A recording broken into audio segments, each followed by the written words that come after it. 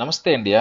Welcome to Germany. ఇక్కడ ఉన్న ఈ పెద్దాయన చెస్లో తోపు అనుకుంటా, అందుకే ఒక్కడే ఇద్దరితో ఆడుతున్నాడు. అంతేకాదు ఈ పెద్దాయన జీవనాధారం ఈ గేమే. ఎంతో గేమ్ ఆడాలనుకునే వాళ్ళు, ఆడేవాళ్ళు, చూసేవాళ్ళు వాళ్ళకి నచ్చినంత మనీని ఈ టేబుల్ కార్నర్ లో ఉన్న బాక్స్ లో వేస్తారు. మనిషికి నాలెడ్జ్ ఉంటే ప్రపంచంలో ఏ మూలైనా ఏ వయసులో అయినా సంపాదించవచ్చు, ఫ్యామిలీని సాకొచ్చు అని ఇది చూసే మనకు అర్థమవుతుంది.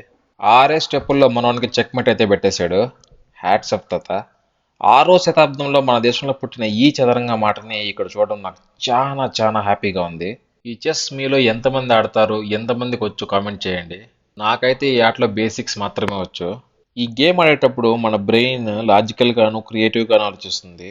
బహుశా అందుకేనేమో ప్రపంచంలో మొత్తం 600 మిలియన్ పీపుల్స్ ఈ గేమ్ అయితే ఆడతారు.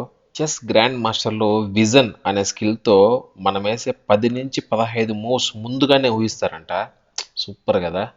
వీడియో నచ్చినట్టయితే లైక్ చేయండి ప్లీజ్. నా ఛానల్ని సబ్స్క్రైబ్ చేసుకోండి. Thank you.